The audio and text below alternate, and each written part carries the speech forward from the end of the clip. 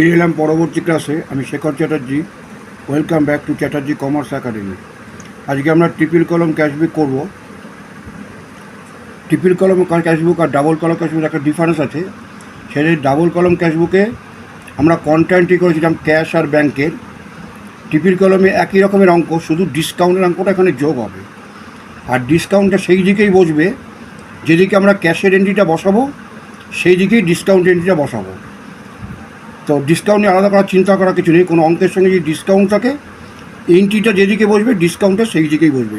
এইটুকুই শুধু ট্রিপল কলমের ডিফারেন্স। ডিসকাউন্টে আলাদা করে ভাবার দরকার নেই। আগের অঙ্কগুলো আমি করিয়েছি, যেগুলো ফলো করেছো সেই অঙ্কের মতনই সেম অঙ্ক। অঙ্কটা হচ্ছে enter the following transaction in triple কলম ক্যাশবুক অফ রাজু। রাজুর বইতে ট্রিপল কলম ক্যাশবুক করতে বলেছে। কী দিয়েছে অঙ্কটা? 2024 সাল জুলাইয়ের 1 তারিখ। Opening balance of cash. ক্যাশবুকের ওপেনিং ব্যালেন্স। ক্যাশবুকের ওপেনিং ব্যালেন্স কোথায় থাকে? ডেবিট দিকে থাকে। তাহলে ডেটটা লিখতে হবে। ওপর আমরা লিখে দিলাম ক্যাশবুক ট্রিপল কলম ডেবিট ক্রেডিট, যেরকম ছক আছে, ফরম্যাটটা যেরকম। তো ডেটটা লিখলাম 2024 জুলাই 1, টু ব্যালেন্স বিডি। ক্যাশের ঘরে 1 লাখ টাকা। এইবারে আর একটা ব্যালেন্স বলেছে অঙ্কে, 1 তারিখেই opening balance of bank overdraft. জিনিসটা কি? আমরা ব্যাংকের ব্যালেন্স ওভারড্রাফট মানে ব্যাংক ব্যবসায়ীর কাছে টাকা পায়। তো ব্যবসায়ীর কাছে টাকা পেলে সেটা দায়, এই জন্য এই ব্যালেন্সটা ক্রেডিট দিকে বসবে। 2024 জুলাই 1 বাই ব্যালেন্স বিডি, ব্যাংকের ঘরে 5 লাখ টাকা। ব্যবসার কাছে ব্যাংক টাকা পাবে, এটা ওভারড্রাফট বলে। নেক্সট এন্ট্রি 2 তারিখে সোল্ড গুডস সোল্ড করেছে, ক্যাশের ট্রানজাকশান হয়েছে, ক্যাশ বেড়েছে। তাহলে ক্যাশ বাড়লে ক্যাশের ডেবিট দিকে বসবে। এন্ট্রিটা 2 তারিখে টু সেলস অ্যাকাউন্ট, ক্যাশের ঘরে 3,48,000 টাকা। Next entry sold goods against cheque and paid into bank same day. জিনিস বিক্রি করেছে চেকের মাধ্যমে এবং সেম ডেটে চেকটা ব্যাংকে দিয়ে দিয়েছে। তাহলে ক্যাশবুকে টাকা বেড়েছে, ডেবিট দিকে বসবে, কিন্তু টাকাটা বেড়েছে ব্যাংকের ঘরে। টু সেলস অ্যাকাউন্ট, ব্যাংকের ঘরে 3,36,000 টাকা। নেক্সট এন্ট্রি 5 তারিখ sold goods to Rina, payment receive by cheque. অঙ্কে যখন এরম ধরনের কোনো এন্ট্রি থাকবে, ওই চেকটাকে কী হচ্ছে বলা নেই, তখন ওই চেকটা পরের এন্ট্রি পরে আমাকে রেখে নিতে হবে এবং ওই চেকটাকে ক্যাশে রেখে দিতে হবে। ক্যাশের ঘরে টাকাটা রেখে দিতে হবে এন্ট্রি করে। তাহলে sold goods to Rina, payment receive by cheque. রিনাকে জিনিস বিক্রি করা হয়েছে, কিন্তু চেকটা সেদিনকে জমা দেওয়া হয়নি, তাহলে ওটা ক্যাশের ঘরে রেখে দিতে হবে। তাহলে এন্ট্রিটা হচ্ছে 5 তারিখে টু রিনাস অ্যাকাউন্ট 1 লাখ টাকা ক্যাশের ঘরে রেখে দিলাম। নেক্সট এন্ট্রি 6 তারিখে Ram paid by cheque. Ram cheque paid করেছে আর তাকে ডিসকাউন্ট অ্যালাউড করা হয়েছে। তাহলে কী হয়েছে? চেক ব্যবসায় এসেছে, ক্যাশবুক বেড়েছে, টু রামস অ্যাকাউন্ট 78,000। আর আমি বললাম যেদিকে টাকার এন্ট্রি হবে সেদিকে ডিসকাউন্টটা বসবে। এই ডিসকাউন্টের ঘর টু রামস অ্যাকাউন্ট। ডিসকাউন্টের জন্য আলাদা করে কিছু লিখতে হবে না, শুধু ডিসকাউন্টে করে টাকাটা বসিয়ে দিতে হবে। নেক্সট এন্ট্রি 6 তারিখে আর একটা এন্ট্রি বলেছে Rina's cheque deposit into bank. ওই যে রিনাকে আমি বিক্রি করেছিলাম চেকটা, ক্যাশের ঘরে রেখেছিলাম, এবার সেই চেকটা ব্যাংকে জমা দিতে বলেছে। তাহলে ব্যাংকে জমা দিলে কোনটা এন্ট্রি হবে? ব্যাঙ্ক অ্যাকাউন্ট ডেবিট 6 তারিখ বাই ব্যাঙ্ক অ্যাকাউন্ট কন্ট্রা, টাকাটা বসবে ক্যাশের ঘরে। সেম 6 তারিখে টু ক্যাশ অ্যাকাউন্ট কন্ট্রা, টাকাটা বসবে ব্যাংকের ঘরে। 7 তারিখ বট গুডস ফ্রম রাহুল। রাহুলের থেকে জিনিস কেনা হয়েছে, paid him by cheque, discount receive. রাহুলকে জিনিস বিক্রি করা হয়েছে, চেক পাওয়া গেছে আর তাকে ডিসকাউন্ট দেওয়া হয়েছে। তো জিনিস বিক্রি করলে ক্যাশবুকে খরচা হবে, টাকা বেরিয়ে যাবে। এন্ট্রিটা হচ্ছে 7 তারিখে বাই পারচেসেস অ্যাকাউন্ট 4,48,000 টাকা, আর ডিসকাউন্ট পেয়েছে কত? 1,200 টাকা। ডিসকাউন্টে করে ডিসকাউন্ট রেখে দেবে। যেদিকে এন্ট্রি হবে তার সঙ্গে ডিসকাউন্ট থাকলে সেই দিকেই বসবে। ডিসকাউন্টে আলাদা করে ভাবার কিছু নেই। নেক্সট এন্ট্রি 7 তারিখ salaries paid to staff by cheque, স্টাফকে স্যালারি দিয়েছে চেকের মাধ্যমে, ক্যাশবুকে টাকা কমে গেছে, ক্রেডিট দিকে বসবে। বাই স্যালারিজ অ্যাকাউন্ট, টাকাটা কোন দিকে কমেছে? ব্যাংক থেকে কমেছে। Next entry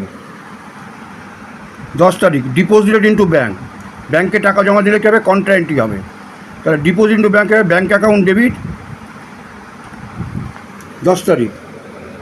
by bank account contra ক্যাশের ঘরে, সেম এদিকে টু ক্যাশ অ্যাকাউন্ট কন্ট্রা ব্যাংকের ঘরে। 11 তারিখ received a cheque from Suresh and paid into bank, সুরেশের থেকে চেক পাওয়া গেছে এবং সেটা ব্যাংকে জমা দিয়েছে, আর তাকে ডিসকাউন্ট দেওয়া হয়েছে 1500 টাকা। তা সুরেশের থেকে টাকা পেলে কী হবে? ক্যাশবুক বেড়ে যাবে, ডেবিট দিকে বসবে। 11 তারিখ টু সুরেশ অ্যাকাউন্ট 1,28,500, আর তাকে ডিসকাউন্ট দেওয়া হয়েছে 1,500 টাকা।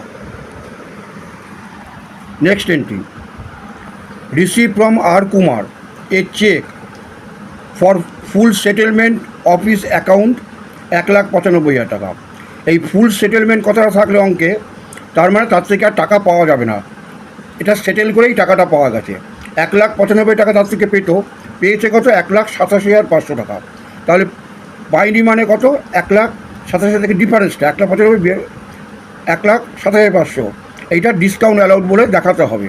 তাহলে 15 তারিখে ক্যাশবুকে ডেবিট দিকে টু আর কুমার্স অ্যাকাউন্ট 1,87,500, আর 1,95,000 থেকে 1,87,000 বিয়োগ দিলে 7,500। পরীক্ষা এটা ওয়ার্কিং নোট করে দেখিয়ে দেবে। নেক্সট 18 তারিখ paid wages in cash, wages দিলে কী হবে? ক্যাশবুক কমে যাবে, টাকা কমে যাবে, ক্রেডিট দিকে হবে। বাই ওয়েজেস ক্যাশের থেকে কমবে। Next bank charges, bank charges দিতে হয়েছে, ব্যাঙ্ক যে সার্ভিস দেয় তার জন্য ব্যাঙ্কে কিছু সার্ভিসের জন্য কিছু চার্জ দিতে হয়, তাহলে টাকা কমে যাবে। তারিখটা হচ্ছে 20 তারিখ।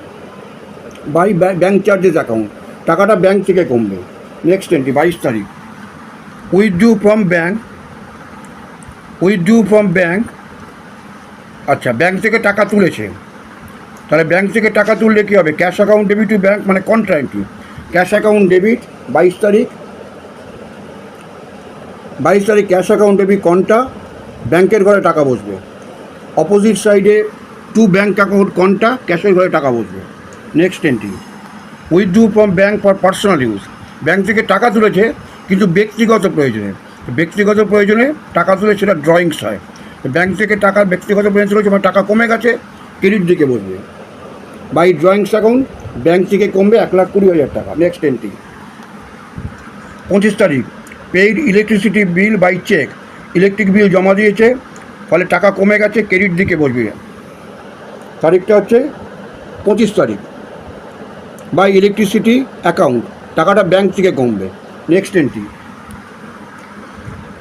ইস্যুড এ চেক টু সুদাকে একটা চেক ইস্যু করা হয়েছে অ্যাজ অ্যাডভান্স বাবদ for purchase of house of Raju ব্যবসাদার, তার একটা বাড়ি কেনার জন্য সুদাকে চেক অ্যাডভান্স করা আছে। তাহলে একটা পার্সোনাল খরচা হলো, ড্রয়িংস হবে। পার্সোনাল খরচা মানে ক্রেডিট দিকে বসবে। বাই ড্রয়িংস অ্যাকাউন্ট, ব্যাঙ্ক থেকে টাকাটা কমবে। Next entry bank collected interest on investment, ব্যবসাদার ব্যাঙ্কে স্ট্যান্ডিং ইনস্ট্রাকশন দিয়ে রাখে তারই অনেক কাজ করার জন্য। তো ব্যবসাদার রাজু ইনভেস্টমেন্ট কোথাও করেছিল, তার ইন্টারেস্ট ব্যাঙ্কে এসছে, তাহলে ইনকামটা বাড়বে, ক্যাশবুক বেড়ে যাবে, ডেবিট দিকে বসবে। টু ইন্টারেস্ট অ্যাকাউন্ট, ব্যাঙ্কের ঘরে বসবে। পুরো অঙ্কটা হলো।